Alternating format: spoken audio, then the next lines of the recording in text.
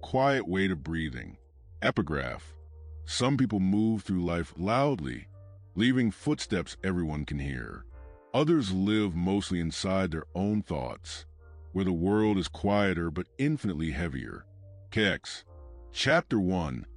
The Boy Who Lived Inside His Head. I remember the first time I understood that something inside me was different, not broken exactly, not in the obvious way people imagine when they speak about broken things.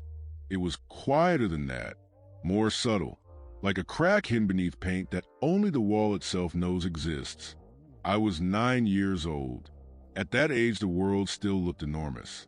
Streets stretched endlessly. Trees appeared older than time. Adults seemed like creatures who had somehow solved the puzzle of living. I believed that for a while. Children trust the stability of the world the way sailors trust the sea on a calm morning. They don't yet know how quickly storms can rise. I grew up in a house that always smelled faintly of detergent and dust. The air carried the dry scent of old wood and sunlight that had settled into the floorboards long before I arrived. The windows rattled slightly whenever wind slid through the narrow street outside. Nothing remarkable ever happened inside that house. Meals were eaten. Shoes were left beside the door. Evenings passed in quiet repetition. From the outside, everything looked normal. But there are lives that appear ordinary while something invisible slowly forms beneath the surface. Mine was one of those. Most children spend their days chasing noise. They run toward laughter, toward games, toward the chaotic gravity of other people. I often moved in the opposite direction.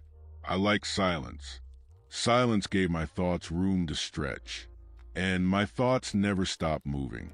Sometimes it felt like my mind was a hallway filled with open doors. Every door led somewhere different. Questions waited behind each one. Ideas wandered freely, bumping into each other like strangers in crowded streets. Why do people pretend? Why do they laugh when something hurts? Why do they say they care when their eyes look elsewhere? At 9 years old, I did not have a language to explain those questions. I only knew they existed. School was where I learned that thinking too much could make you strange. The classroom smelled like chalk, dust, and old paper. Desks formed tidy rows as if someone believed order could be taught simply by arranging furniture neatly. Children whispered. Chairs scraped across the floor. The clock ticked above the board with a patience that felt almost mocking. I sat near the window. Outside, a gray sky hung low over the playground. Wind moved through the empty swings, nudging them gently as if invisible hands were testing their balance. The teacher spoke about numbers. I tried to listen, but my attention drifted away the way smoke drifts through an open window. My thoughts began walking again. I wondered why everyone else seemed comfortable inside their lives, why their laughter sounded natural, why their conversations flowed easily like water moving downhill. Inside me, things moved differently. My mind hesitated at every corner. Every moment felt like something I had to analyze before stepping forward. I wasn't living the day. I was watching it happen. Sometimes I imagined I was sitting somewhere behind my own eyes, observing everything through glass, like a spectator trapped inside my own body. At first, I thought everyone experienced life that way. But that illusion disappeared one afternoon. It happened on the playground. The sky was pale and brittle with cold. Autumn had already stripped most of the leaves from the trees, leaving thin branches that scratched against the air like restless fingers. Children gathered near the basketball court. I stood nearby, unsure whether to approach. The ball bounced loudly against the concrete. Laughter followed each missed shot. I watched for a while before someone noticed me standing there. A voice called out, "Why are you always just watching?" I didn't know how to answer. Another voice joined in. "You act like a ghost." Laughter spread quickly. Children have a strange instinct for detecting difference. It's almost biological, the way they circle around whatever feels unfamiliar. I tried to speak. Words arrived slowly. I was just thinking. The laughter grew louder. Thinking about what? I hesitated. The truth felt impossible to explain. I had been wondering why happiness seemed easier for everyone else. I had been wondering whether something invisible separated me from the rest of them. But those questions sounded ridiculous even inside my own mind. So I said nothing. Someone muttered something under their breath. Someone else pushed the ball toward me. Then think about this. The voice said, "Try playing instead of staring." The ball rolled to my feet. I picked it up. The rubber surface felt cold in my hands. For a moment, I imagined making the shot. The ball arcing through the air. The brief approval that might follow. But something inside me hesitated. Not fear exactly. More like awareness. A quiet voice reminded me that approval earned through imitation never lasts. Still, I threw the ball. It struck the rim and bounced away. Laughter erupted again. The ball rolled across the court and came to rest near the fence. No one bothered retrieving it. Children quickly returned to their conversation, their jokes, their effortless belonging. I stood there for a moment before walking toward the edge of the playground. The wind felt colder now, not because the temperature had changed, because something inside me had. I realized then that loneliness does not always come from being alone. Sometimes arrives while standing in the middle of a crowd. That afternoon I walked home slowly. The road curved between quiet houses with small front yards and faded fences. Dry leaves scraped across the pavement whenever the wind shifted direction. My thoughts followed me the entire way. Why does being different make people uncomfortable? Why do they laugh when they don't understand something? Why does silence scare them? By the time I reached the house, evening had already begun settling into the sky. Inside, the kitchen light glowed softly. A familiar voice called from the sink. "You're late." I shrugged off my jacket. "School." The voice studied me quietly for a moment. "What happened today?" I leaned against the counter. "Nothing." That answer satisfied most adults. But this one looked closer. "You've been thinking again." It wasn't a question. I nodded slightly. "What about?" I hesitated. Then I said the thing that had been sitting heavily in my chest all afternoon. Why do people hate things that are different? The room grew still. Water continued running from the faucet. After a moment, the voice answered gently, because difference reminded them that they might not understand everything. I thought about that. But why laugh? Because laughing is easier than admitting confusion. The faucet turned off. Silence filled the kitchen. Then the voice added something that stayed with me for years. Thinking deeply is not a problem. A pause. But living only inside your thoughts can become a prison. That word stayed with me. Prison. At 9 years old, I didn't fully understand what that meant, but I felt something inside my chest shift slightly, as if a door had been mentioned that I had not yet noticed. Later that night, I lay in bed staring at the ceiling. Darkness filled the room slowly. The branches outside the window moved with the wind, scratching softly against the glass. My mind wandered again. I wondered if there were other people like me somewhere in the world. People who lived mostly inside their own heads. People who watched life instead of flowing through it. The thought felt strangely comforting. But another thought followed immediately after. What if those people were just as lost? My eyes remained open long after the house had grown quiet. Time moved, thoughts moved, and somewhere in that long night a realization settled gently into place. I would spend most of my life trying to understand my own mind. And the cruelest part was this. The deeper I looked into it, the more complicated everything became. Chapter 2, the first time silence felt loud. I learned that silence could have a sound long before I understood why. Most people imagine silence as something gentle, soft, peaceful, a calm space where the world finally rests. But there's another kind, a silence that presses against the walls of a room like invisible pressure, a silence that listens back when you speak, a silence that grows heavier the longer you sit inside it. I met that kind of silence not long after I turned 9. It began in the evening. The house had already grown dim. The kind of dimness that appears when daylight withdraws slowly, but the lamps remain unlit. The windows held a faint gray reflection of a fading sky. Outside, the street carried the distant murmur of passing cars. Inside, everything felt suspended. The kitchen clock ticked steadily. Each second seemed louder than the one before. I sat at the small table with a notebook open in front of me. The page remained empty. I had opened it because something inside me felt restless. Words had been gathering in my head all afternoon, circling around the same uncomfortable questions. But when I tried to place them onto the page, they refused to settle. Thoughts can be strange creatures.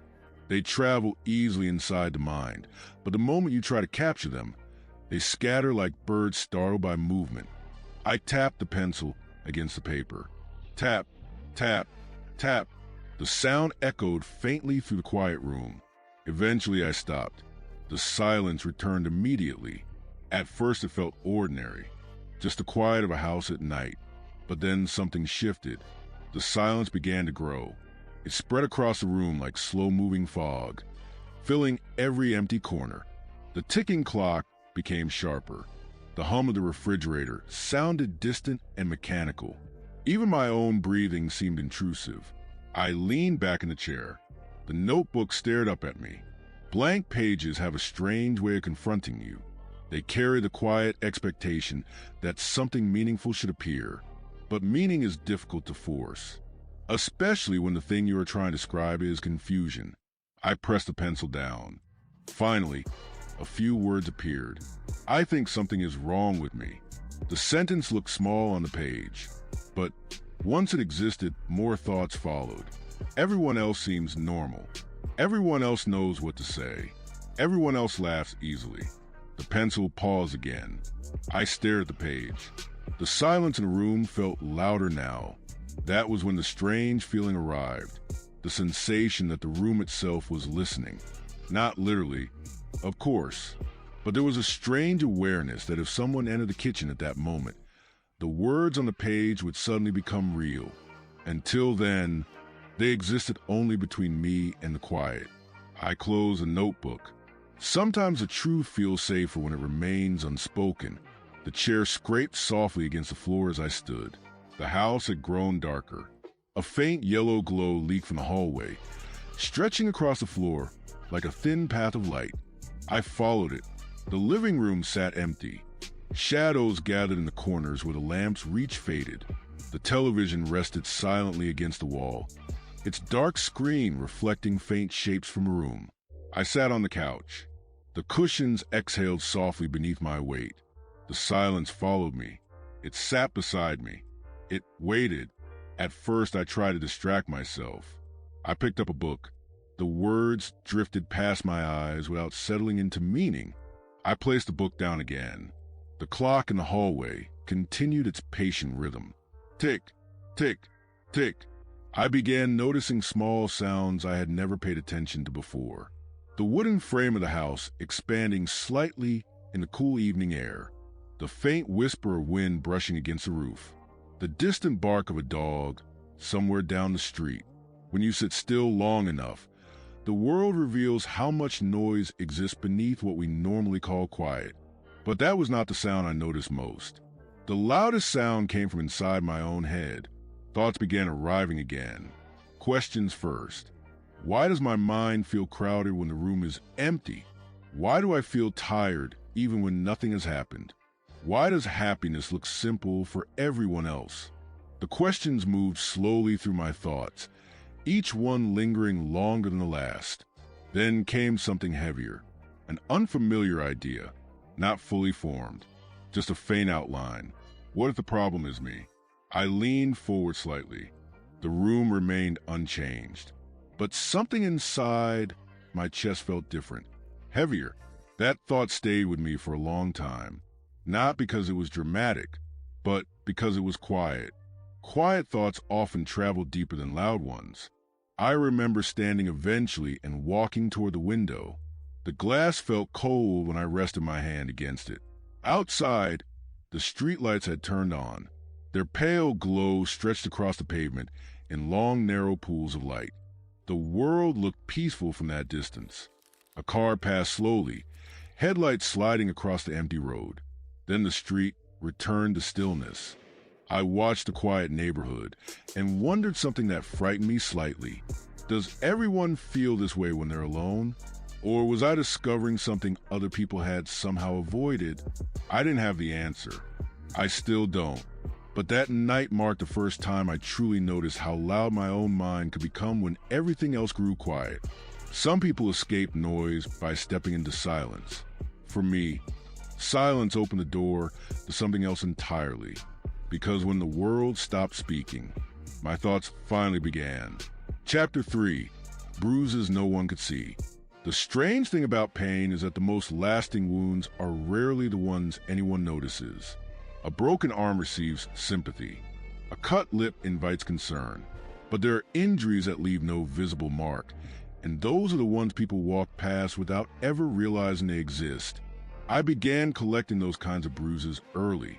School had a rhythm that repeated itself every day.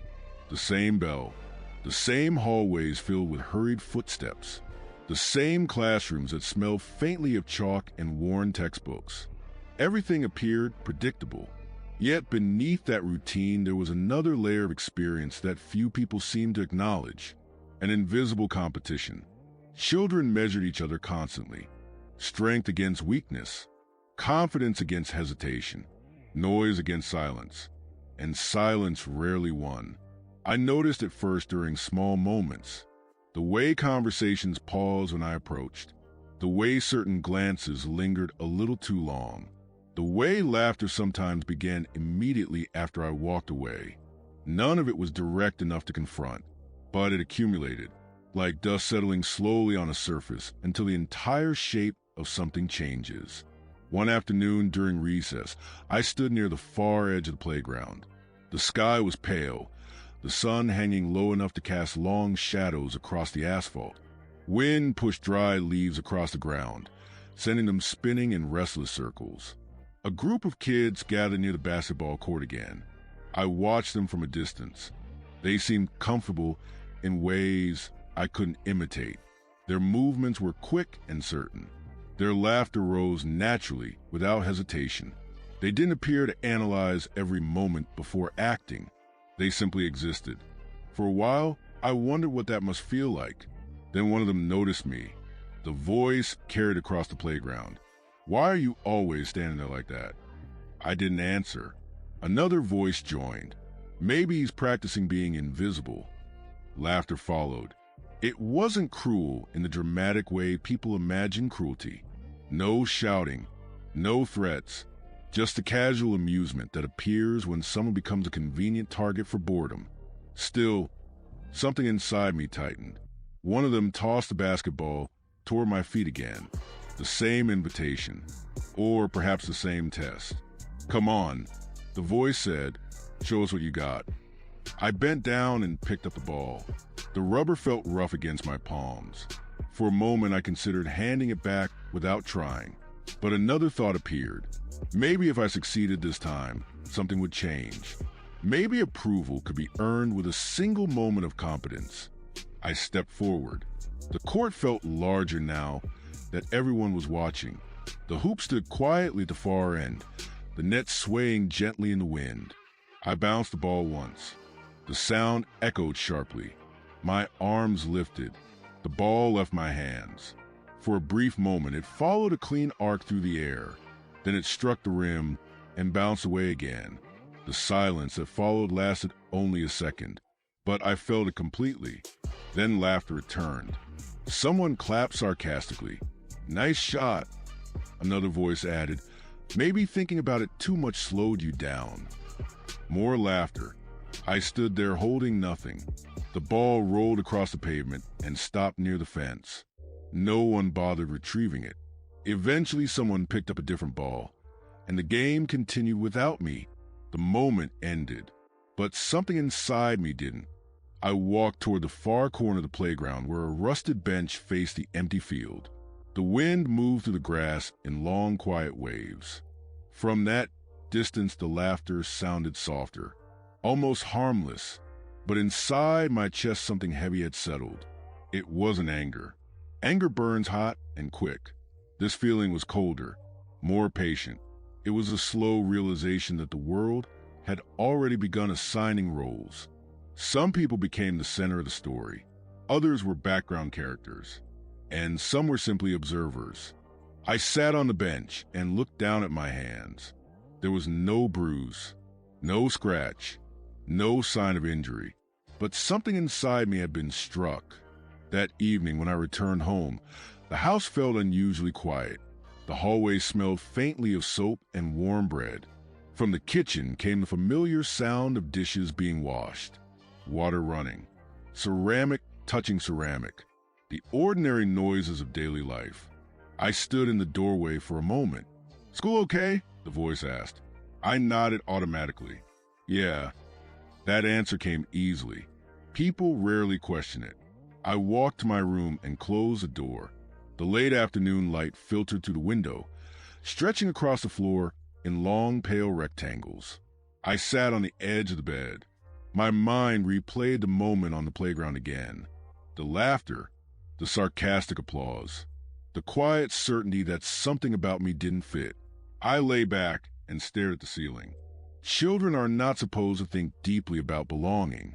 They are supposed to assume it.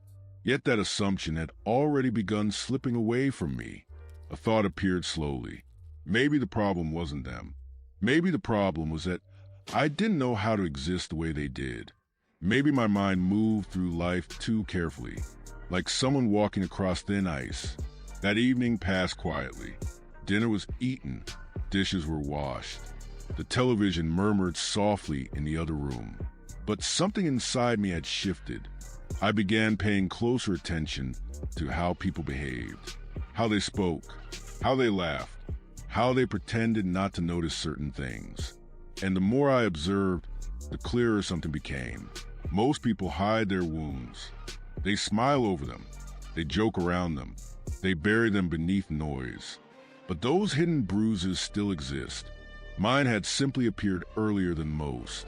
I realized something else that night. Physical injuries heal because people treat them. Invisible injuries remain because no one knows they are there. And once you begin collecting them, you learn how to carry pain without anyone ever seeing it. Chapter 4, a lesson about enduring. The first person who tried to teach me how to survive my own mind did not do it with lectures. The lesson arrived quietly, the way most important things do, not through grand advice. Through small moments that seemed ordinary until I understood them later. It happened during winter. Cold had settled into everything. The air outside carried that sharp metallic feeling that comes when the world has frozen solid. The trees behind the house stood stripped and skeletal, their branches thin and black against a pale sky. Inside, the house held a different kind of warmth. The kitchen light glowed softly over the table. Steam rose from a pot on the stove. The scent of boiling tea leaves drifted through the room like a quiet invitation. I sat at the table, watching the slow movement of steam twisting toward the ceiling. My thoughts had been heavy all day. School had become a place where I spoke less and less. Not because anyone told me to stop talking, but because every conversation felt like stepping onto uncertain ground. Words came too slowly. By the time I formed them, the moment had already moved on. Other children seemed to speak without effort. I studied that ability the way someone might study a complicated machine. But no matter how closely I observed it, I could not figure out how it worked. The chair across from me creaked as someone sat down. "You've been quiet today."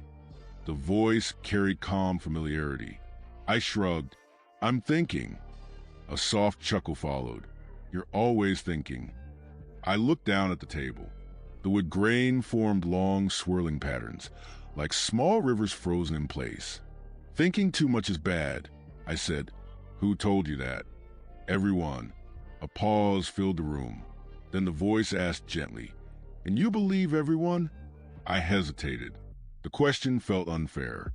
Children are trained early to trust the opinions of groups. When many voices repeat the same thing, it begins to feel like truth. But something inside me resisted that conclusion. "I don't know," I admitted. The kettle whistled softly. Steam rose into the air. Tea was poured into 2 cups. One slid slowly across the table toward me. The warmth spread through my hands as I held it. "Let me tell you something," the voice said. I waited. Life is not easy for people who notice too much. I looked up. What does that mean? It means your mind is always awake. The tea smelled earthy and bitter. That sounds bad. Sometimes it is. A pause, but it can also become strength. I frowned slightly. Being confused doesn't feel like strength. Confusion, the voice replied, is a beginning of understanding. I turned that idea over my mind. It sounded wise, but wisdom often sounds strange the first time you hear it. The voice continued. Most people move through life without asking many questions. Why? Because questions make people uncomfortable. I stared into the surface of the tea. My reflection trembled in the liquid. But questions are the only way we learn, the voice added. The clock ticked quietly on the wall.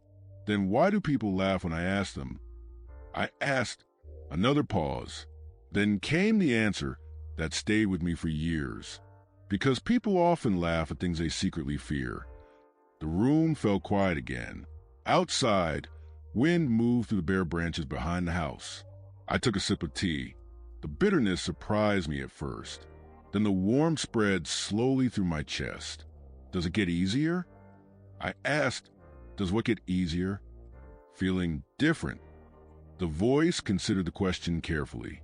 I won't lie to you, it finally said. No, the honesty caught me off guard. But you learn something more useful than ease. What? You learn endurance. I repeated the word softly. Endurance? Yes. What does that mean? It means continuing even when something inside you feels tired. The idea felt heavy. But what if I don't want to continue? Silence returned for a moment. The voice did not answer immediately. When it finally spoke, the words arrived slowly. Then you continue anyway. I looked up. Why? The response came gently. Because the world changes in ways you cannot yet imagine. A long pause followed.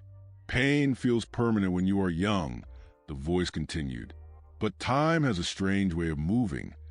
How? Quietly. The kitchen window rattled softly in the wind. I watched the steam rising from my cup again. You don't have to solve life today, the voice said. What if I want to? Then you'll spend a long time feeling frustrated. That answer made me smile slightly. Take things one day at a time, the voice added. I had heard that phrase before, but this time it sounded different, more deliberate. What if tomorrow is just as confusing as today? I asked, then you take tomorrow one day at a time too. I laughed quietly. That doesn't make sense. It doesn't need to. The tea slowly cooled in my hands. The warmth lingered in my chest. Something about the conversation made the weight inside my mind feel slightly lighter. Not gone, just easier to carry. Later that night, I lay in bed listening to the wind outside. The branches scratched gently against the window. My thoughts still moved restlessly. But something new had appeared among them. A small idea. Maybe confusion wasn't proof that something was wrong with me. Maybe it was simply the beginning of understanding things other people had not yet noticed. I didn't know if that was true, but for the first time in a while, the thought made the darkness feel less heavy. And somewhere in the quiet of that long winter night, I realized something important. Endurance is not loud. It doesn't look heroic. Most of the time, it simply means waking up again tomorrow, even when yesterday felt impossible. Chapter 5. The Shape of Loneliness. Loneliness does not arrive suddenly. It forms slowly. At first it appears as small moments, pauses in conversations, glances that move past you, laughter that continues somewhere just outside the circle where you stand. Those moments do not seem important at the time, but over days, months, and years, they gather together. Eventually they become a shape. I began noticing that shape during the long afternoons after school. The house was usually quiet then. Sunlight drifted through the windows at an angle that made dust particles visible in the air. They floated lazily, rising and falling in slow motion like tiny planets moving through invisible space. I often sat at the kitchen table watching them. The silence in the house no longer surprised me. It had become familiar, almost comfortable. But comfort and loneliness can look similar from the outside. The difference exists inside the mind. Comfort allows you to breathe easily. Loneliness asks questions. During those afternoons, my thoughts wandered in long, slow circles. Why did conversations feel like puzzles? Why did laughter seem rehearsed when I tried it? Why did other people move through the world with such natural certainty? Sometimes I imagine that everyone else had been given instructions about how life worked. A small manual explaining the rules, where to stand, what to say, when to smile. If that manual existed, I had never received it. Instead, I studied people, not in an obvious way, just quiet observation. The way someone leaned closer when they were comfortable. The way voices changed tone when someone powerful entered a room. The way groups formed naturally, like magnets pulling certain personalities together. Watching these things became a habit. Observation felt safer than participation. But habits slowly become identities, and identities can become cages. One afternoon, I walked to the small park at the edge of the neighborhood. Winter had already loosened its grip, but spring had not fully arrived.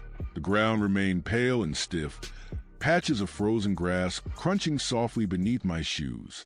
The park was mostly empty. A single bench faced a wide open field. I sat there for a while. Wind moved across the grass in gentle waves. Clouds drifted slowly overhead. The world looked peaceful from that distance. But inside my mind, something restless stirred again. Loneliness had started asking a new question. What if this never changes? That thought frightened me more than I expected, because I had already begun imagining the future. Adults spoke about growing up as if it automatically solved everything, as if age itself carried answers. But what if the same questions followed me there? What if the same confusion simply grew older? I watched a group of children running across the far side of the field. Their voices carried faintly through the air. They chased each other without hesitation, laughter rising and falling like birds startled into flight. For a moment, I tried to imagine joining them. The thought felt strange, not impossible, just unfamiliar. I realized something then. Loneliness is not only the absence of people. It is a feeling that you exist slightly outside the rhythm of everyone else, like standing beside a river that everyone else seems to cross easily. You can see the other side clearly, but something invisible prevents you from stepping forward. I sat on the bench until the sky began turning pale orange. Evening light stretched across the empty field. The wind grew colder. Eventually I stood and began walking home. The streets were quiet. Windows glowed softly inside the houses as families prepared dinner. The faint sound of televisions and conversation leaked through the walls. Life continued normally everywhere, yet I felt strangely distant from it. Not excluded exactly, just separate. When I reached the house, the familiar warmth greeted me. The smell of food cooking, the quiet hum of appliances, the steady rhythm of daily life. I stepped inside and closed the door behind me. Something inside my chest felt heavy again, but this time I understood the feeling more clearly.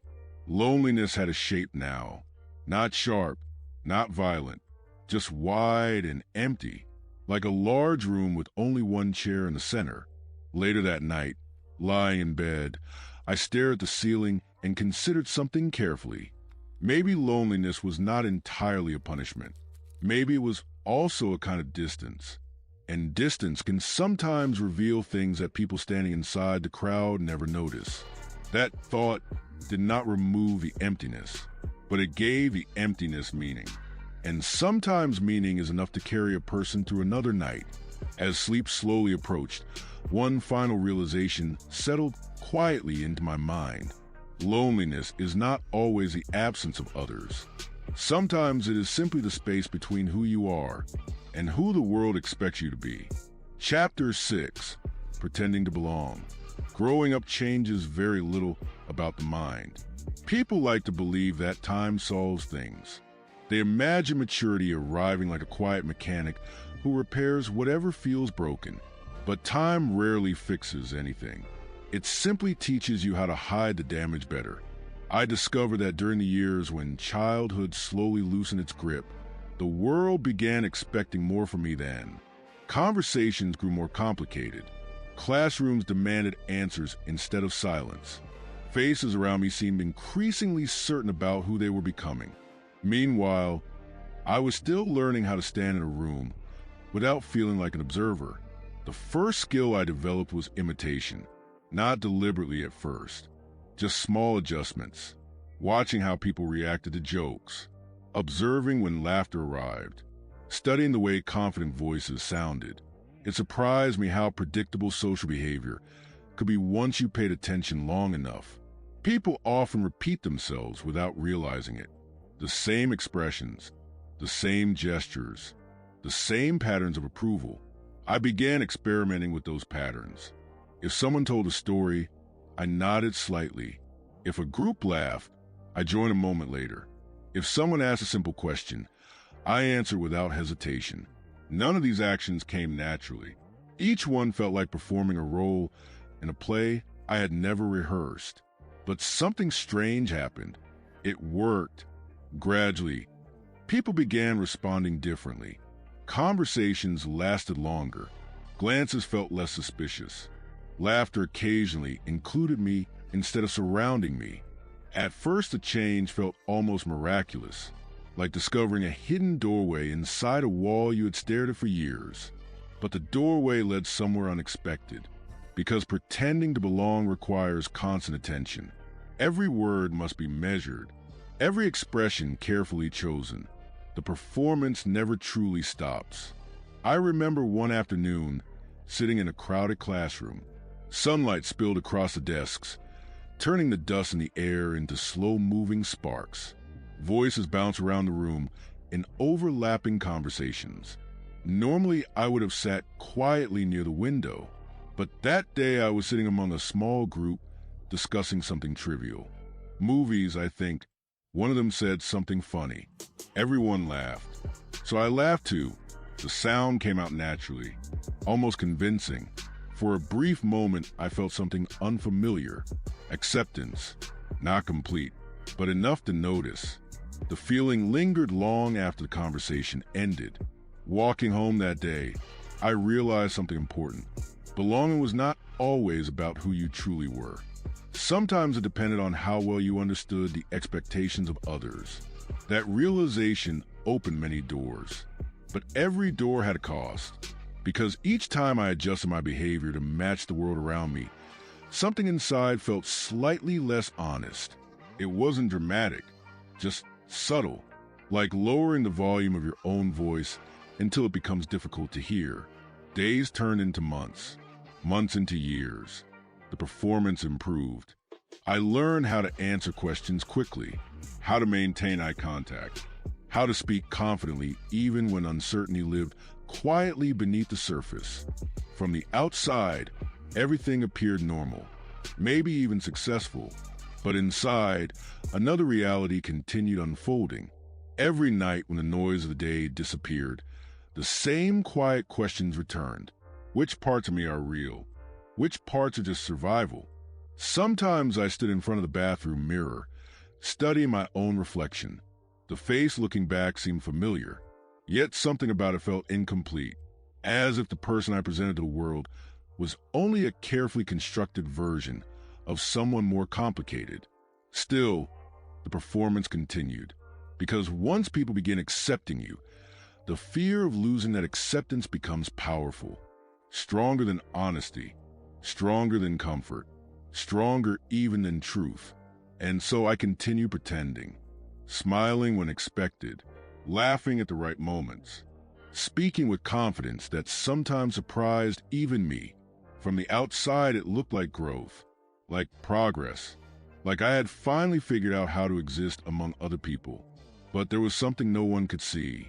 The performance required energy, constant attention. And every time I stepped away from the crowd and returned to silence, the mask became heavier. That was the strange paradox of belonging.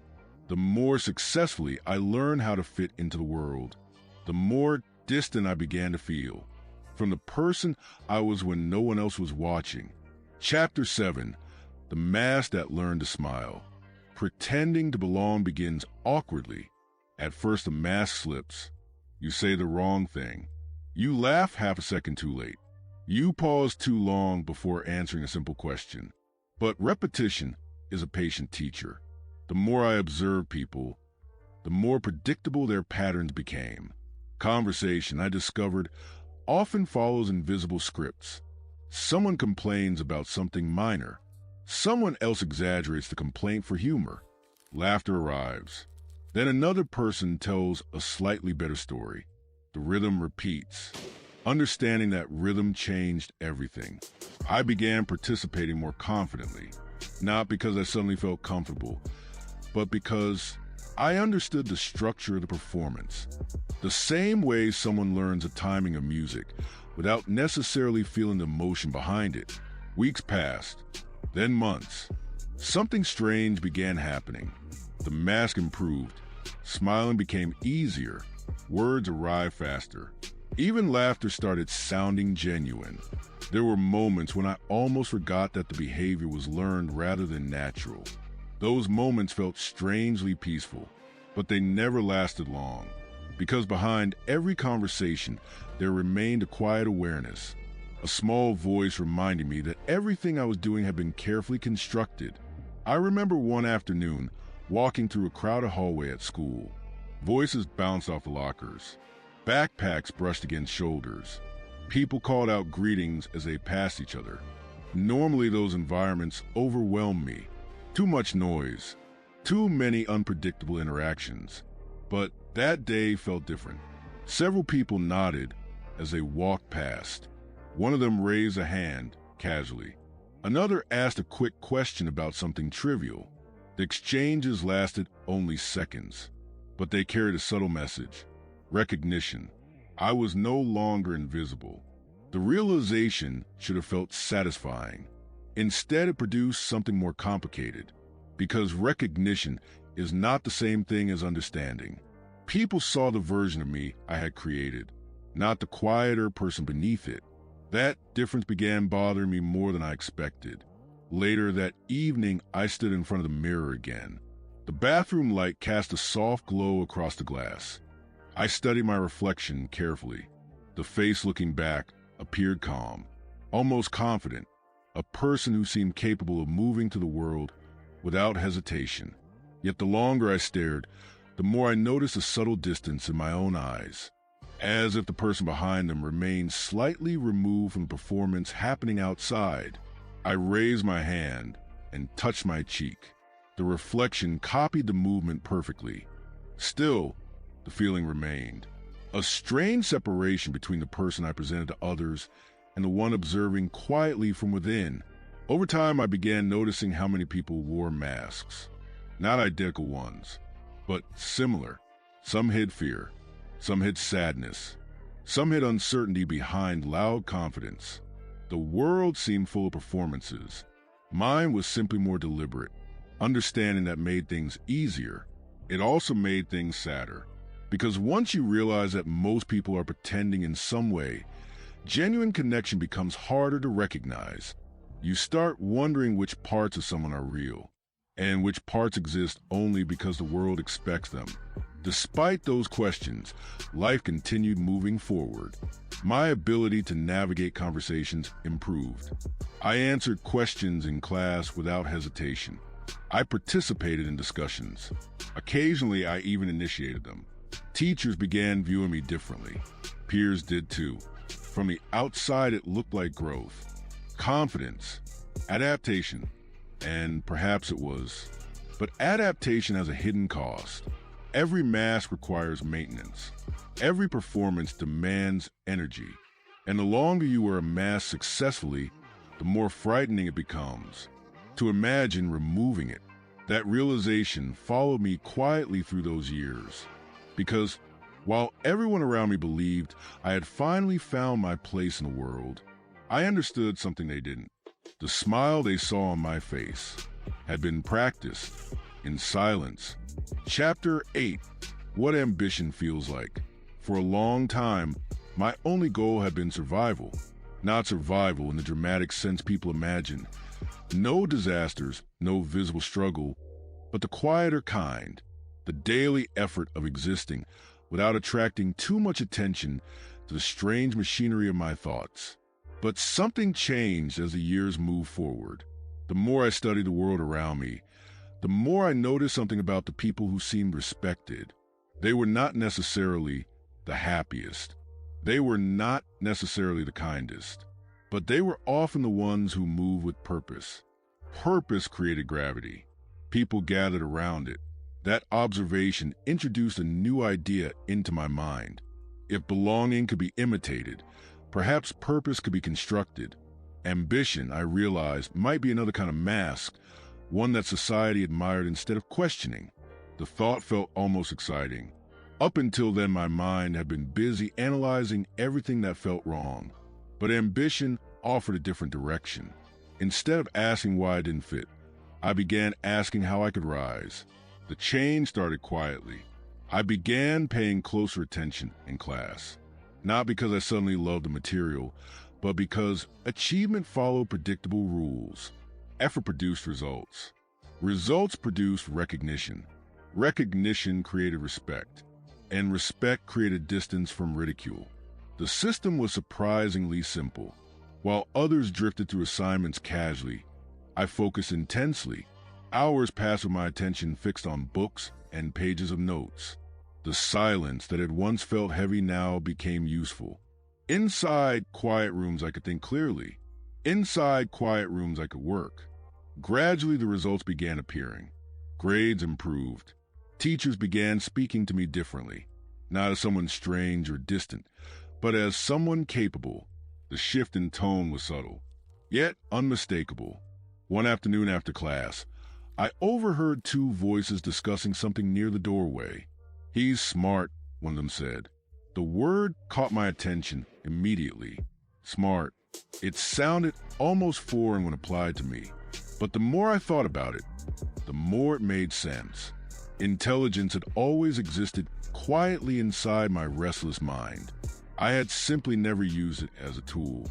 Now I began sharpening it deliberately. The effect spread outward. People who had once ignored me now approached with questions, assignments, explanations, clarifications. At first, the interactions felt strange, but gradually I recognized something powerful. Knowledge created authority. Authority created a different kind of belonging, not based on charm or confidence, based on usefulness. For the first time in my life, people wanted something from me, and that need reshaped how they treated me. The experience produced a complicated feeling, part pride, part caution, because ambition has a subtle influence on the mind. It convinces you that progress is proof of worth. The more you achieve, the more valuable you begin to feel. That idea is intoxicating, but it also carries a hidden danger. Because once your sense of value depends on achievement, failure becomes terrifying. Still, I continued climbing. Each success reinforced the next effort.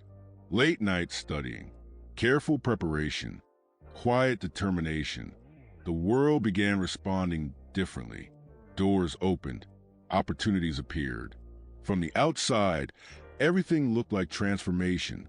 The quiet child who once stood alone at the edge of playgrounds had become someone people noticed for entirely different reasons.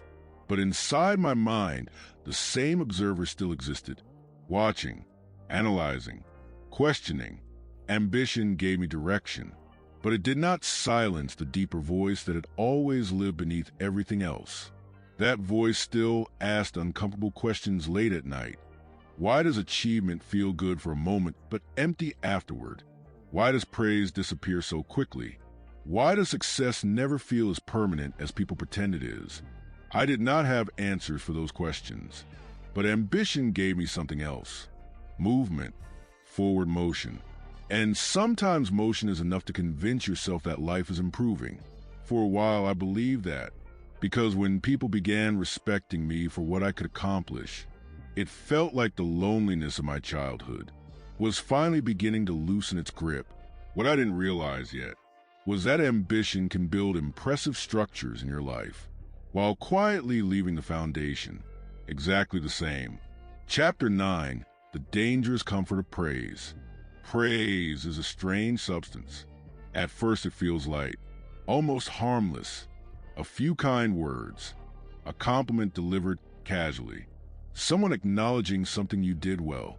The effect seems small, but over time, praise begins to settle inside you. And once it settles there, it starts changing the way you see yourself.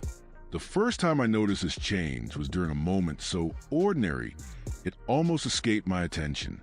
I had answered a difficult question during class. The room had grown quiet afterward. Then the voice at the front of the room said something simple. Excellent. That word stayed with me long after the moment passed. Not because it was dramatic, because it was rare. For years my mind had been busy protecting itself from embarrassment, from ridicule, from the casual cruelty that sometimes appears when someone does not behave the way others expect. But praise works differently. Instead of pushing you away from attention, it invites you toward it.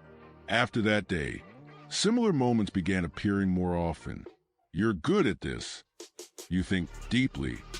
That's impressive. Each sentence felt like a small weight placed carefully onto a scale inside my chest.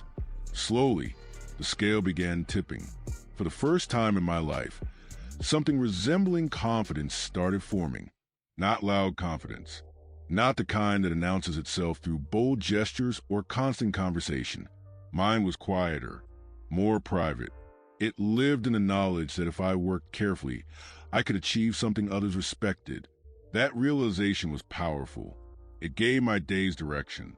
I began pushing myself harder, reading longer, studying later into the night, exploring ideas with a kind of restless curiosity that surprised even me. The results followed quickly. Grades improved again. Opportunities appeared. Recognition grew. And with each success, praise arrived more frequently. At first, I told myself it didn't matter, that I was working for understanding, not approval.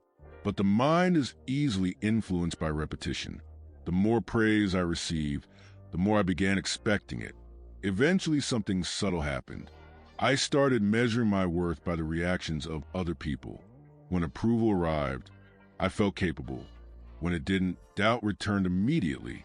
The change was quiet enough that I didn't notice it happening, but it shaped everything. I remember one evening sitting alone at the kitchen table long after everyone else had gone to sleep. Books covered the surface in small, uneven stacks. Notes filled the margins of open pages. Outside the window, the night had settled heavily across the neighborhood. Streetlights cast long yellow reflections across the pavement. The house was silent. I leaned back in the chair and rubbed my eyes. The work had been exhausting, yet I continued, because somewhere inside my mind a new thought had taken root. If I stopped achieving, people might stop noticing me. And if people stopped noticing me, I might disappear again. That fear became a quiet engine pushing me forward. Praise had given me something I never expected, a place, but it had also created a fragile dependency. The more approval I received, the more I feared losing it. And fear has a strange effect on ambition. Instead of pursuing excellence for its own sake, you begin chasing reassurance. You want confirmation that the version of yourself you have constructed is still valid, still admired, still necessary. The problem with praise is that it fades quickly. People grow accustomed to success. What once impressed them eventually becomes expected, then ordinary. And when that happens, the silence that replaces praise feels louder than any criticism. I began noticing that silence more often. Moments when achievement was acknowledged with a simple nod instead of enthusiasm. Moments when attention shifted elsewhere. Those moments made something inside my chest tighten again. The same feeling I had known as a child. the fear of fading into the background. I realized something during those years. Praise feels comforting, but comfort can become addictive. And once you depend on it to feel valuable, you begin working not for truth, not for curiosity, but for the brief warmth of other people's approval. By the time I understood this, it had already shaped my path. I continued climbing, continued achieving, continued receiving recognition that others believed would make me happy. From the outside, it looked like success, but inside my mind, a quieter truth had begun forming. Praise can lift you higher than loneliness ever could. But if you build your identity on that elevation, you may eventually discover that the ground beneath you was never as stable as it seemed. Chapter 10, a love that almost felt real. There are moments in life when the world softens, not dramatically, just slightly. The air feels warmer. Conversations slow down. The tension that usually lives in your chest loosens for reasons you cannot immediately explain. I first felt that change during a quiet afternoon that looked completely ordinary from the outside. The room was filled with sunlight. Dust drifted lazily through the beams of light coming from the windows, moving slowly enough that each tiny particle seemed suspended in thought. People spoke around me, their voices blending together into a soft background hum. Normally, I would have stayed inside my own mind during moments like that, but something interrupted the usual rhythm. A question. It wasn't important. Just a small request for help with something simple. Yet, the tone of the voice felt different from the ones I was used to hearing. It carried curiosity instead of expectation. I looked up. For a brief moment, our eyes met. There was no judgment there. No quiet calculation measuring how useful I might be. Just attention. The kind people rarely give each other. I answered the question. Then another one followed. Then another. The conversation grew slowly. Neither of us seemed in a hurry to end it. At first, I assumed it would fade quickly, the way most casual interactions do. But it didn't. Days later, another conversation began. Then another. Gradually, something unexpected formed. Not loudly, just a quiet connection. The strange thing about real attention is how powerful it feels to someone who has lived without it for a long time. I began noticing small details. The way laughter appeared easily. The way silence between sentences never felt uncomfortable. The way questions were asked not out of obligation, but genuine interest. Those things affected me more than I wanted to admit, because they created a feeling I had rarely experienced. Ease. For the first time in years, conversations didn't feel like performances. I wasn't analyzing every word before speaking. I wasn't measuring each reaction carefully. The mask that had taken so long to build began slipping without effort, and surprisingly, nothing collapsed when it did. One evening, I found myself walking home later than usual. The sky had turned a deep shade of blue that existed only in the quiet moments between sunset and night. Streetlights flickered on along the road. Their glow stretched across the pavement in long golden lines. My thoughts moved slowly. For once, they weren't circling around loneliness or ambition. They were simply replaying the conversations from earlier that day. Small jokes, quiet observations, moments that had felt effortless. I realized something while walking beneath those streetlights. Connection changes the way the mind moves. Instead of analyzing the world constantly, you begin experiencing it. Instead of preparing for disappointment, you start expecting warmth. The shift felt almost dangerous, because I understood something about hope. Hope can grow quickly, and anything that grows quickly can break just as easily. Still, I allowed the feeling to exist. Days turned into weeks. Conversations grew longer. Laughter appeared more often. There were moments when I caught myself smiling for reasons that had nothing to do with social performance. The sensation was unfamiliar, but it felt real, or at least close enough to real that I stopped questioning it. For a while, I believed something simple. Maybe connection could repair the distance I had always felt between myself and the world. Maybe understanding another person could quiet the restless questions that had followed me since childhood. Maybe the mind doesn't need to solve everything if it learns how to share the confusion with someone else. Those thoughts felt comforting. And comfort has a way of convincing you that something fragile is permanent. But even during the warmest moments, a quiet part of my mind remained cautious. It whispered small warnings late at night. Nothing stays the same forever. People change. Feelings shift. I tried ignoring those thoughts. For a while it worked, because during those months, life felt lighter than it ever had before. The loneliness that once filled every empty moment had retreated into the background. Ambition no longer felt like the only reason to keep moving forward. There was something else now, something softer, something that made ordinary days feel meaningful. Looking back, I realized how rare that period was, because what I experienced then was not perfect love, not even a complete understanding. It was simply the brief miracle of feeling seen by another human being.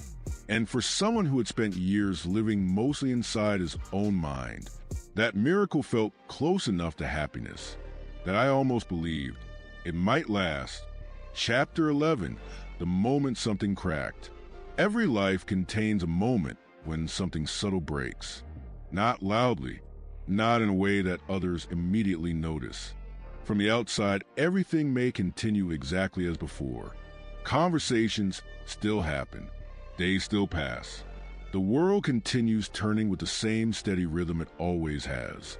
But somewhere inside, a thin line appears, a fracture, and once that line exists, nothing ever feels entirely whole again. I did not recognize the moment at first. It arrived quietly. The connection that had once felt effortless began changing in ways too small to name. Conversations shortened. Pauses stretched longer. Messages that once arrived quickly now took hours, sometimes days. At first I explained it away easily. Life becomes busy. People grow tired. Schedules shift. But the mind that has spent years observing patterns notices when those patterns change. And this change carried a different texture. Something uncertain had entered the space between us. One evening, I sat at the same kitchen table where I had studied so many nights before. The room was dim. Only a single lamp illuminated the scattered books and loose papers across the surface. Outside the window, rain slid slowly down the glass in narrow, crooked lines. The house was quiet. I waited for familiar sound of my phone vibrating on the table. Minutes passed, then an hour. Nothing happened. Eventually, I leaned back in the chair and stared at the ceiling. My thoughts began replaying the past weeks carefully. Each conversation, each moment, looking for clues. The mind is very good at searching for reasons, sometimes too good. It examines every memory like a detective studying evidence. A sentence spoken slightly differently, a smile that seemed distracted, a goodbye that ended too quickly. The more I searched, the more uneasy I became. Something had shifted. I simply didn't know why.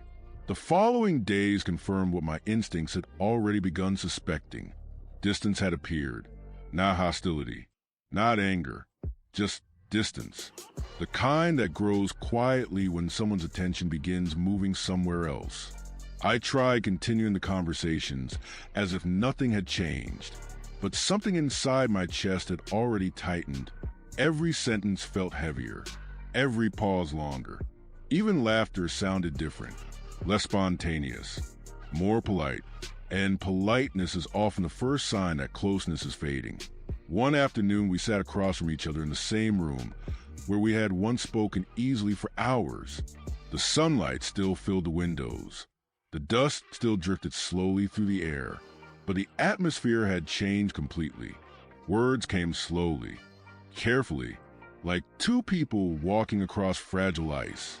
Finally, I asked a question that had been waiting inside my mind for days. Is something wrong? The answer came quickly. No. That word echoed quietly between us. Short, simple, final, but the eyes that accompanied it did not match the certainty of the sentence. There was hesitation there, a subtle distance. The kind you feel when someone has already begun leaving a place emotionally before they leave it physically. The conversation ended soon after, not abruptly, just naturally, like a story that slowly runs out of pages. I walked home later that evening beneath a sky that had turned the dull gray color of approaching rain. The streets were quiet. Wind moved through the trees with a low, restless sound. My thoughts followed me the entire way. Not frantic, not dramatic, just heavy. I realized something during that long walk. Connection can disappear the same way it appears. Quietly, without clear explanation, without warning. And the strange thing about emotional fractures is that they rarely come from a single moment. They form gradually, tiny cracks spreading through something that once felt solid, until one day you notice that the structure you trusted has already begun falling apart. When I reached home, the house felt unusually silent. I sat on the edge of my bed and stared at the wall for a long time. No tears came, no anger, just an empty awareness settling slowly inside my chest. The same feeling I had known years earlier, the shape of loneliness returning. But this time it felt different, heavier, because now I understood exactly what had been lost. That night's sleep refused to arrive. My mind replayed every memory again, searching for a moment when something could have been changed, something said differently, something understood sooner. But memory offers no revisions. It simply repeats the same images until exhaustion finally silences them. Sometime near dawn, I realized something painful. The connection that had once felt like a quiet miracle had not truly disappeared in a single moment. It had been fading slowly for weeks, perhaps months. I had simply been too hopeful to notice. And hope, when it finally breaks, does not shatter loudly. It cracks quietly inside the chest, leaving behind a silence that feels deeper than anything I had known before. Chapter 12, The Weight of Words Never Spoken. After something breaks, the world continues as if nothing has changed. Morning still arrives. People still talk about ordinary things. The sun still rises with the same quiet certainty it has carried for thousands of years. But inside the mind, everything feels slightly different. The fracture begins changing the way you remember things. Memories that once felt warm start carrying questions. Moments that once seemed simple begin revealing details you had overlooked. The mind becomes a historian. It revisits the past repeatedly, searching for the sentence that should have been spoken, the truth that should have been admitted, the moment when honesty might have changed the direction of everything. I discovered how heavy silence can become. Not the peaceful silence of an empty room, the other kind, the silence created by words that remain trapped inside your chest. For days after that conversation, I replayed everything again, every small moment, every quiet glance. I kept imagining different versions of the same scene. What if I had asked sooner? What if I had spoken more clearly about what I felt? What if I had said the simple things people often avoid saying? Stay, don't disappear. This matters to me. But those words never left my mouth. Not because I didn't feel them, because I fear what might happen if I did. Fear has a strange way of disguising itself as patience. You convince yourself that silence is respectful, that waiting will give the other person space. That clarity will arrive naturally with time.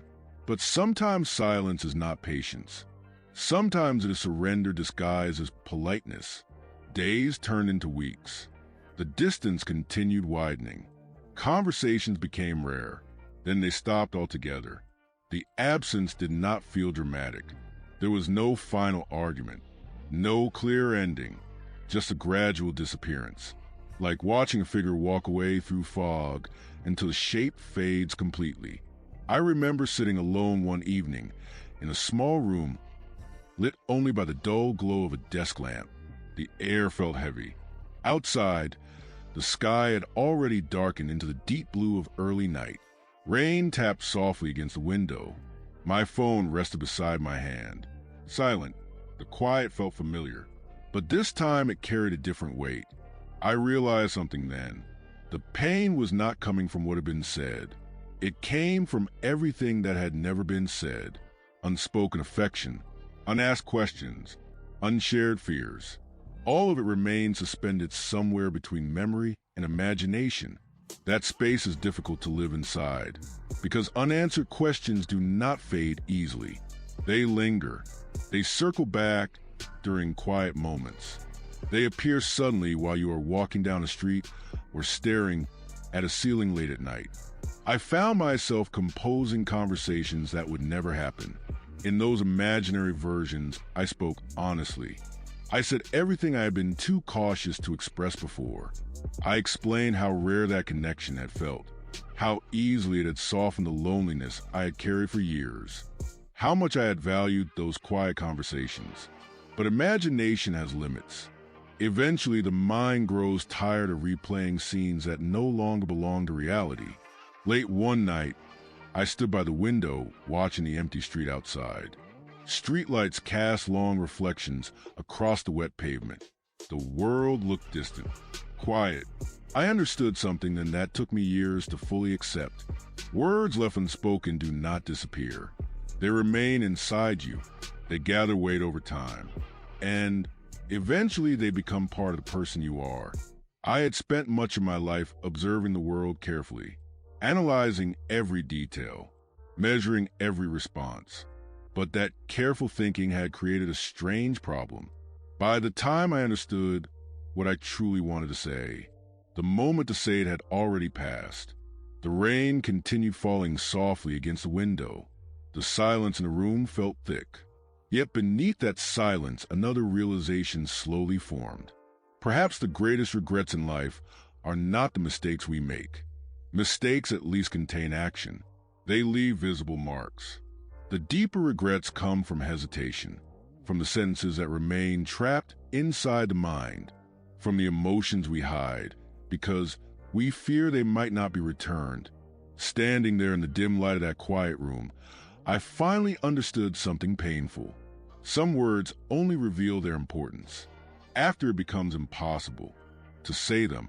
Chapter 13, Nights That Refuse to End.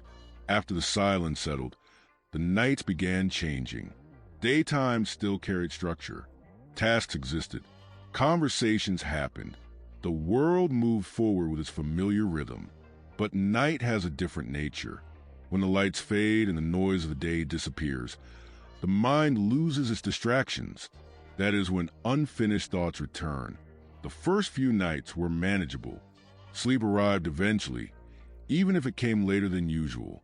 But as the days passed, something inside me began resisting rest. I would lie in bed staring at the ceiling, while the darkness slowly thickened around the room. The house remained quiet. Occasionally, the sound of a car passing outside would drift through the window, then silence again. During those hours, my mind became restless, not frantic, just unwilling to stop moving. Thoughts arrived one after another like distant waves rolling toward shore. Memories of conversations, fragments of laughter, small details I had once ignored.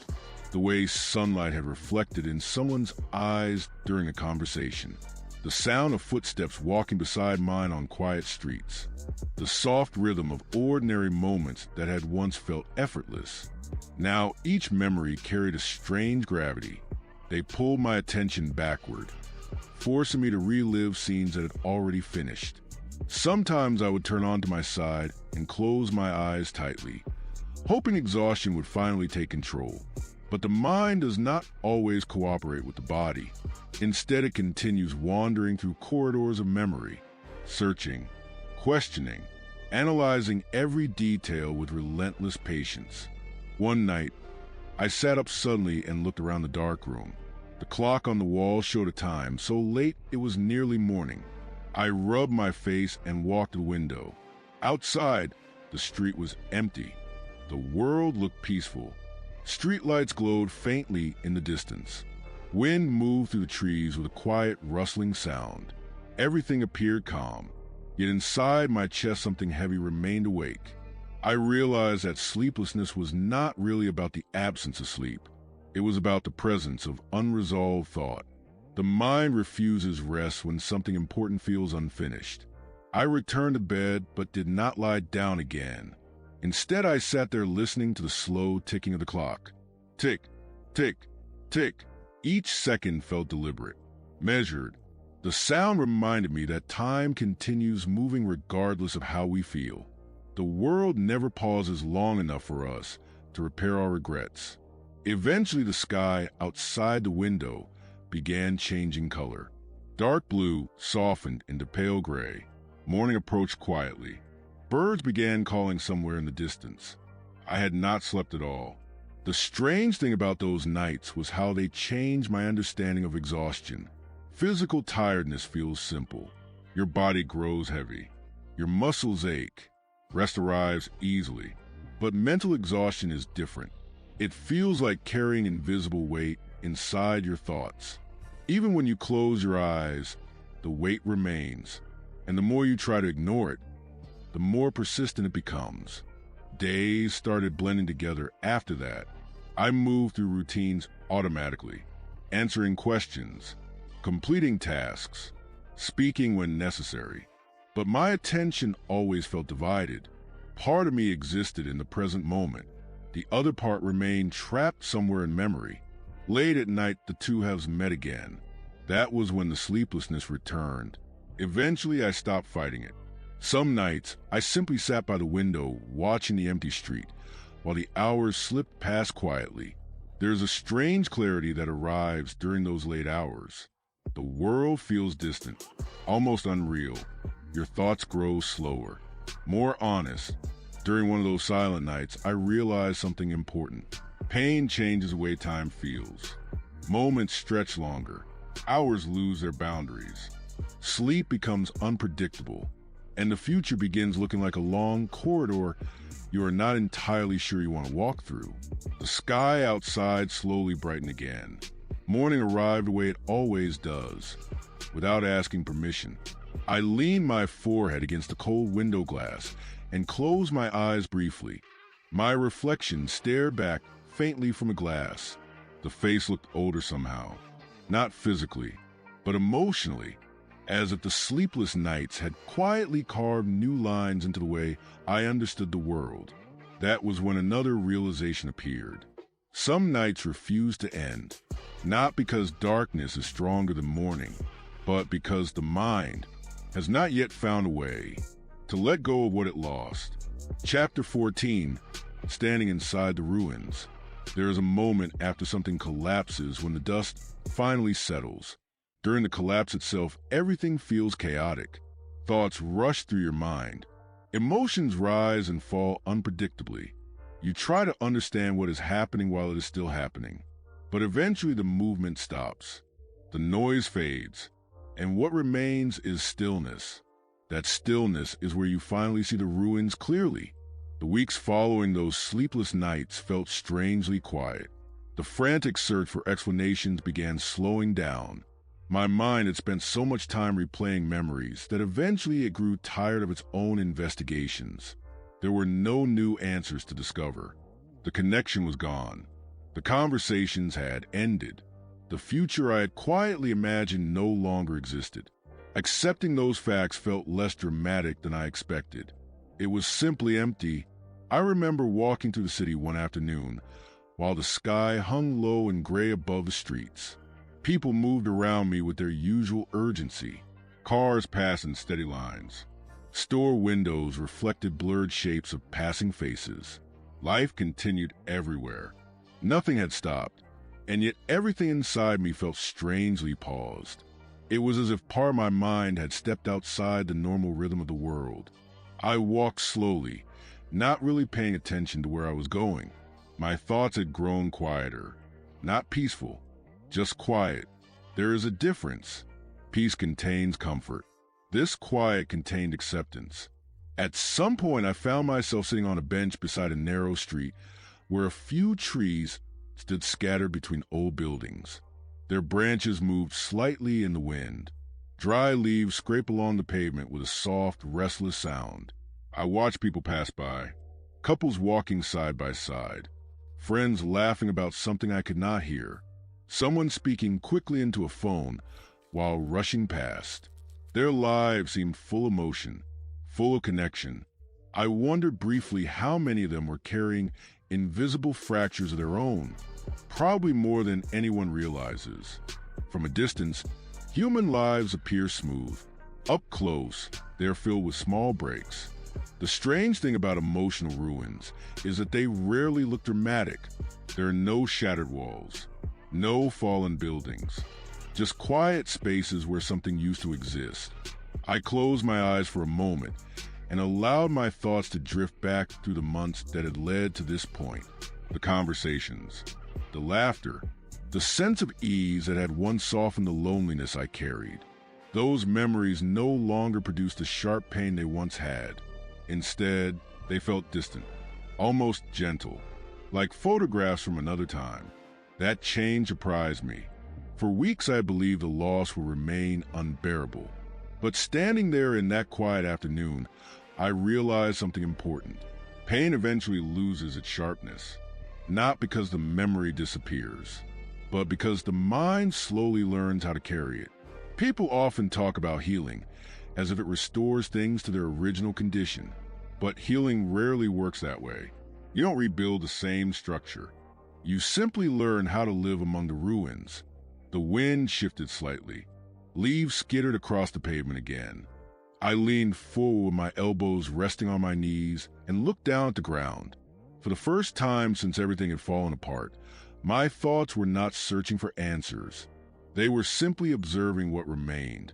Loneliness had returned, but it felt different now. More familiar, less surprising. I had lived with it before. I knew its shape. The strange thing was that I no longer felt angry about it. There was no one to blame. Not the other person. Not myself. Sometimes connections simply end. Not because anyone fails. Because time moves people in different directions. Understanding that did not make the loss disappear, but it removed the bitterness. And bitterness, I realized, is often what keeps pain alive the longest. The sky above the street had begun darkening slightly. Evening approached slowly. I stood from the bench and began walking again. Each step felt steady. Not hopeful, not hopeless, just steady. For the first time in weeks, my mind was not racing ahead or wandering backward through memory. It was simply present. And in that quiet presence, I understood something clearly. Standing inside ruins does not mean life has ended. It only means that something important once stood there. And the emptiness you feel afterward is simply the space where meaning used to live. Chapter 15, the long conversation with myself. After the ruins comes silence. Not the kind of silence that exists in empty rooms. A different kind. A silence inside the mind where conversation continues. But only one voice remains. For a long time, my thoughts have been directed outward, toward other people, toward ambitions, toward possibilities that existed somewhere ahead. But once everything quieted, my mind turned inward again.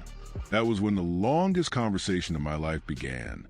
It did not happen all at once. It unfolded slowly during walks, during sleepless nights, during the quiet moments between daily obligations. At first, the conversation sounded like questions.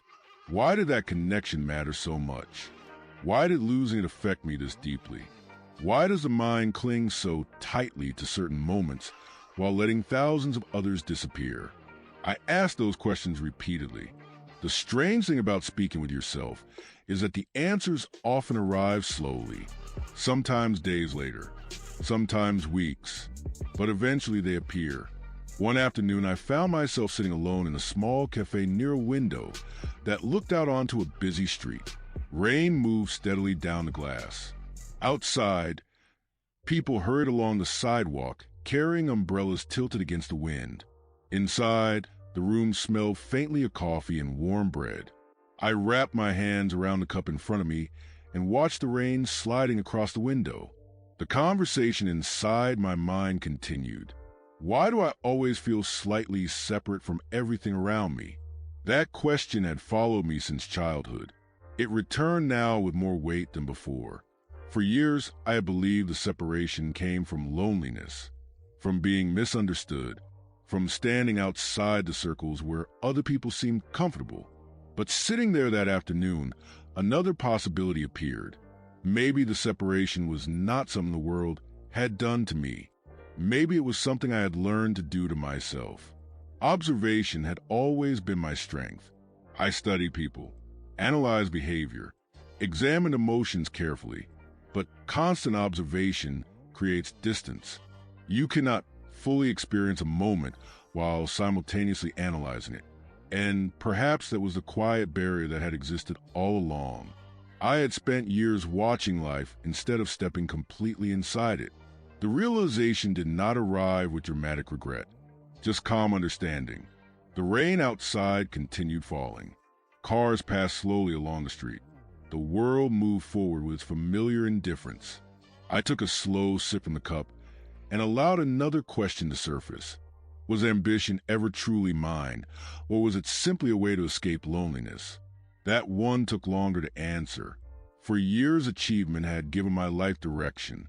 Recognition had created belonging. Praise had replaced the ridicule I once feared. But now that the noise of ambition had quieted, I wonder how much of it had been genuine desire, and how much had been survival. The mind does strange things when it grows tired of running. It begins examining its own motivations. Some of what I discovered during those quiet reflections surprised me. Some of it didn't. Ambition had never really been about success. It had been about proving something. Proving that I deserved space in a world that once made me feel invisible. Proving that my mind, with all its restless thinking, had value. Proving that the loneliness of childhood had not defined the entire story of my life. Understanding that changed something inside me. Not immediately, but slowly. The long conversation with myself began shifting tone. Less accusation, more curiosity. I stopped asking why things had gone wrong. Instead, I began asking what they had taught me. The answers were not comforting, but they were honest. Loneliness had sharpened my mind. Ambition had given me direction. Connection had shown me what it felt like to be seen. Loss had revealed how fragile that feeling truly was. Every stage had shaped the person sitting quietly beside that rain-streaked window. Eventually, the rain stopped. The street outside grew brighter as clouds moved slowly away from the sky. People continued walking past the window without noticing the quiet conversation happening inside my head. I realized then that this internal dialogue might never fully end. Some people move through life guided mostly by instinct. Others move through it guided by reflection. I belonged to the second kind. And while that tendency had often made life heavier, it had also given me something rare, the ability to look inward without turning away. As I finished the last sip from the cup and stood to leave, one final thought settled quietly into my mind. The longest conversations we ever have are the ones we conduct with ourselves. And whether we admit it or not, those conversations shape every decision that follows. Chapter 16. Regret has a quiet voice. Regret rarely shouts. People often imagine regret as something dramatic, loud apologies, emotional confessions, desperate attempts to repair what has already been damaged. But the deepest regret behaves differently. It speaks quietly. So quietly that you sometimes mistake it for ordinary thought. After the long conversations with myself began settling into something calmer, a new presence slowly appeared inside my mind. At first it felt like reflection. Later I realized it had another name.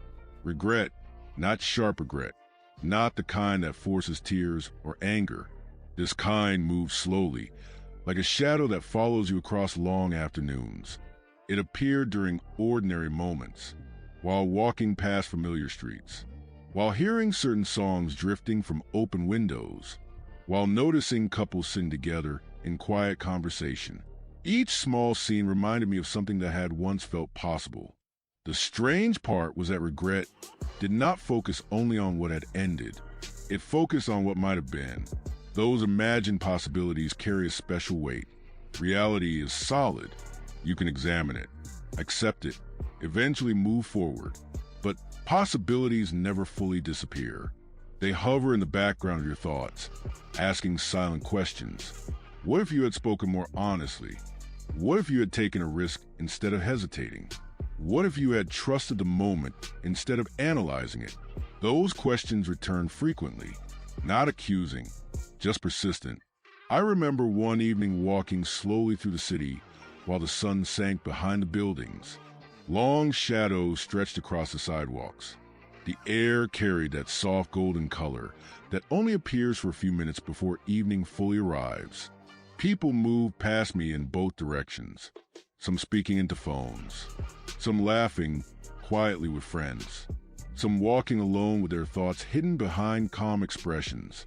The world looked peaceful, yet my mind remained busy. Regret was speaking again, not loudly, just enough to be heard. You should have said more. You should have trusted what you felt. You should have stopped worrying about being misunderstood. I stopped walking for a moment and leaned against the railing of a small bridge overlooking a narrow river that passed quietly through the city. The water moved slowly beneath me. Reflections of the fading sky trembled across its surface. For a long time, I watched the current drifting downstream. Water has an interesting quality. It never argues with time. It simply moves forward. The past disappears behind it without resistance. Humans struggle with that concept. We revisit the past repeatedly, examining moments that no longer exist, trying to repair scenes that have already finished. Standing there above the quiet river, I began asking myself something different. Instead of wondering what could have been changed, I wondered why regret existed at all. Why does the mind return to certain moments with such persistence? The answer appeared gradually. Regret is not really about the past. It is about awareness. It shows you what mattered. It reveals which moments carried meaning strong enough to echo long after they ended. In that way, regret is strangely honest. It points directly toward the places where your heart was truly involved. Understanding that softened something inside me. I no longer felt angry at myself for hesitating or for failing to say everything perfectly. Life rarely offers perfect timing. People rarely understand the importance of a moment while they are standing inside it. Meaning usually becomes visible only afterward. The sky above the river had darkened now. The first stars began appearing faintly between the fading clouds. I pushed away from the railing and started walking again. Regret followed, but it no longer felt like an enemy. It felt more like a quiet teacher, one that speaks gently but refuses to disappear. By the time I reached the end of the bridge, I had understood something that took years to fully accept.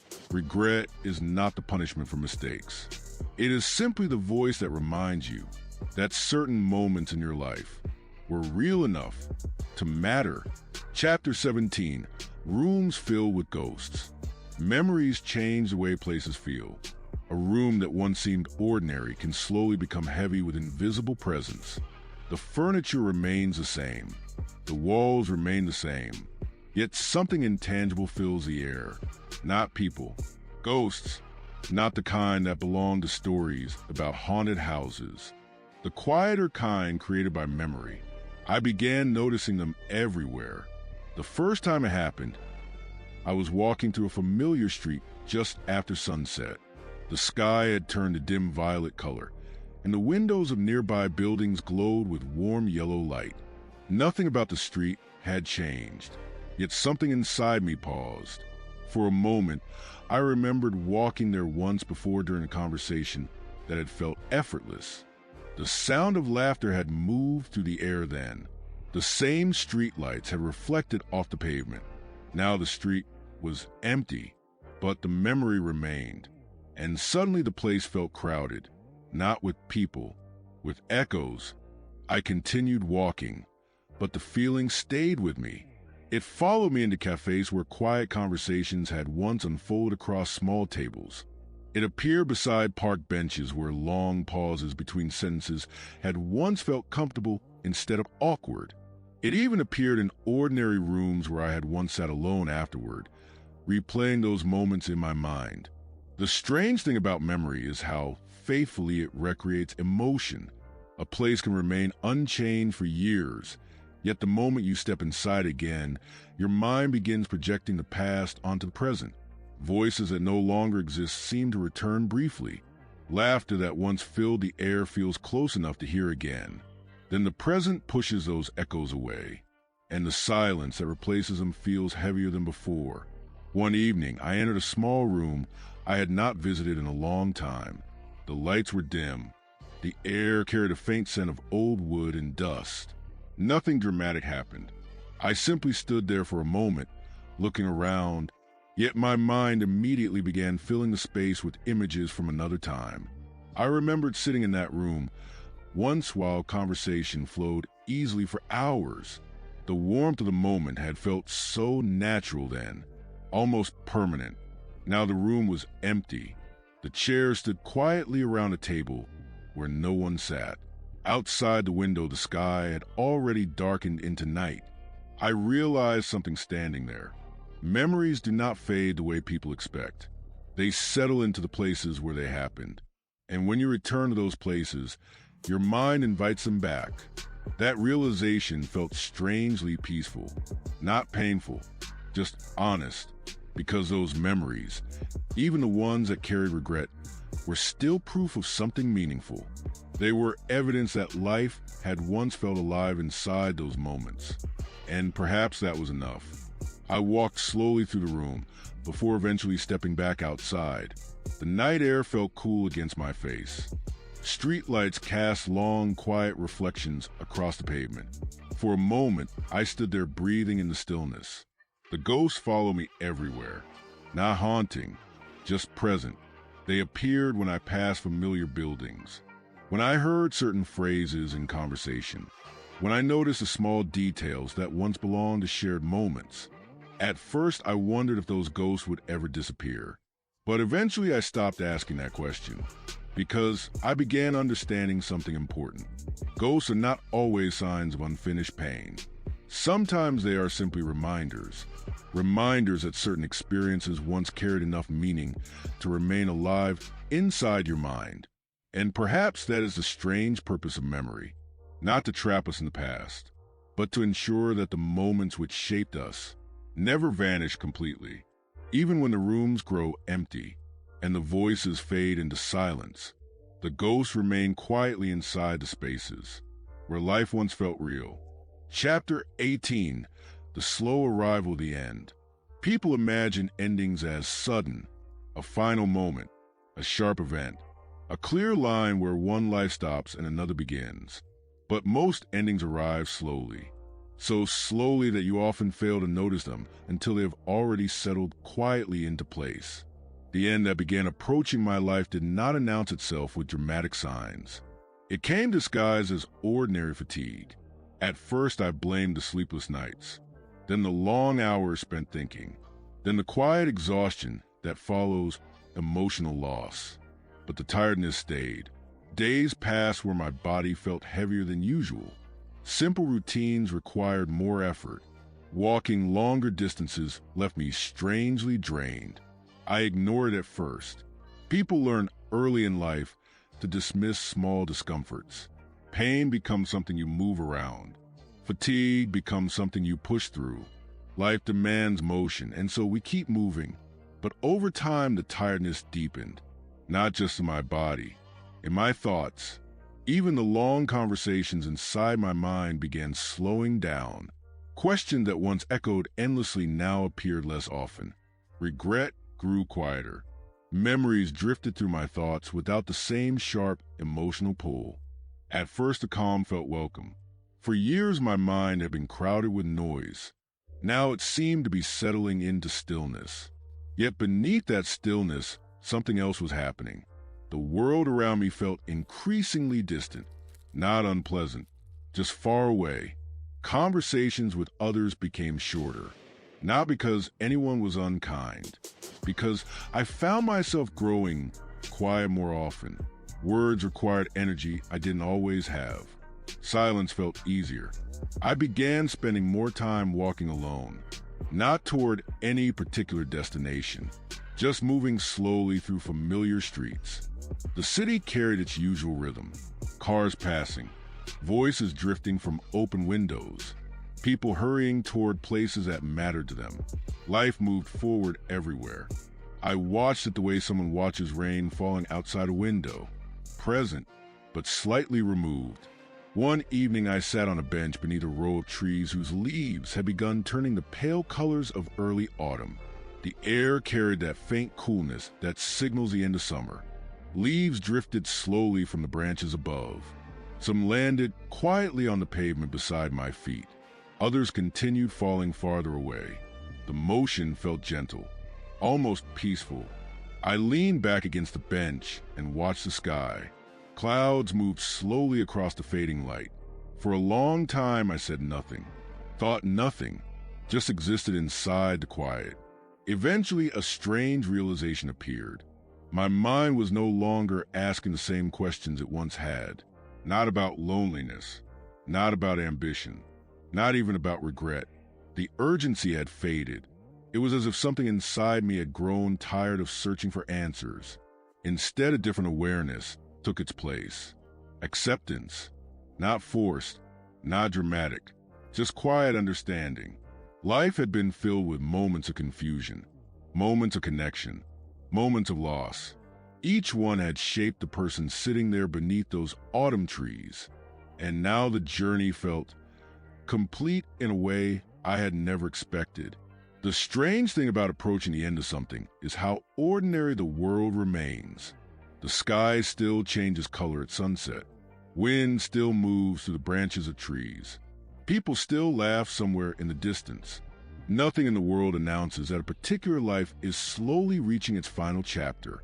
Yet sitting there that evening, watching the leaves drift down one by one, I felt something calm settling inside my chest.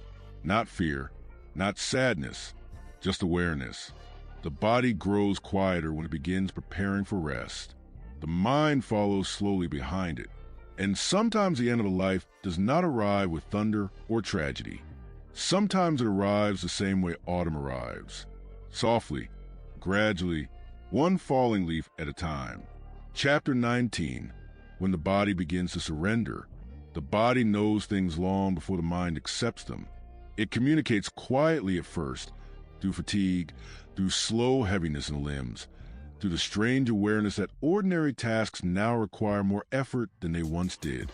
I had begun noticing those signals long before I admitted what they meant. Walking felt slower. Breathing required more attention. Even sitting still carried a subtle exhaustion that settled deep in my bones. At first, I thought it was simply age. Time has a way of accumulating inside the body, the same way dust gathers on forgotten shelves. But this felt different. Not painful, just final. The days began shrinking. Morning arrived later. Evening arrived sooner. Hours that once felt full of activity now passed quietly while I sat near the window, watching the sky change colors. Strangely, I did not resist the stillness. For most of my life, I had lived inside constant movement. Questions, ambitions, memories, conversations with myself that stretched endlessly through sleepless nights. Now those conversations were fading, not because they had been answered, because they were no longer necessary. One afternoon, I sat in a chair near the same window where I had spent many quiet evenings years before. Outside, the world continued moving with its usual indifference. People walked along the street, carrying groceries. A dog barked somewhere in the distance. Children laughed briefly as they passed the house. Life continued. The world rarely pauses for individual endings. I rested my hands on the arms of the chair and closed my eyes for a moment. My breathing felt slow, measured. Each breath arrived with careful patience. The body had begun conserving its strength, and in that quiet conservation, something surprising appeared. Peace. Not the triumphant peace people describe after overcoming struggle. A quieter kind. The peace that arrives when resistance finally disappears. For years I had searched for understanding. Why loneliness had followed me since childhood. Why connection had felt both miraculous and fragile. Why ambition had once seemed necessary, why regret had lingered long after certain moments ended. Now those questions felt distant, important once, but no longer urgent. I realized something simple. Life does not always provide answers. Sometimes it simply provides experiences, and those experiences become the meaning themselves. I opened my eyes again and looked out through the window. The sky was pale blue. Clouds drifted slowly across the horizon. A gentle wind moved the branches of the trees beside the street. Everything looked calm, almost beautiful. I felt my body relaxing deeper into the chair. The strength of my arms had grown weaker. Standing now required careful effort, but sitting here felt natural, like returning to a familiar resting place after a long journey.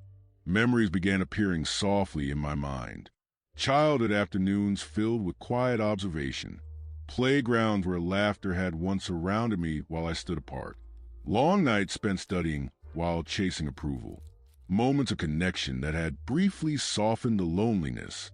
Sleepless nights filled with reflection. Walks through empty streets while learning how to live among emotional ruins. Every stage of life moved through my thoughts slowly, like scenes from a story I had once read long ago. I did not judge those memories. I simply watched them, and I understood something clearly. None of those experiences had been wasted, even the painful ones. Each moment had shaped the person sitting quietly in that chair. Each moment had carried its own form of meaning. The body shifted slightly. My breathing slowed further. The room around me felt warmer now, quieter. The world outside continued moving, but I no longer felt separated from it. For the first time in many years, my mind was completely still. And as I sat there beneath the soft light of the afternoon sky, I felt something gentle settling over everything. Not darkness, not fear, just rest. The body, after carrying a life for so many years, had finally begun to surrender. Chapter 20, The Last Thought Before the Dark. The final moments of a life rarely resemble the dramatic endings people imagine. There is no sudden clarity, no grand speech, no perfect summary of everything that has ever been felt. Instead, the end arrives quietly, almost gently,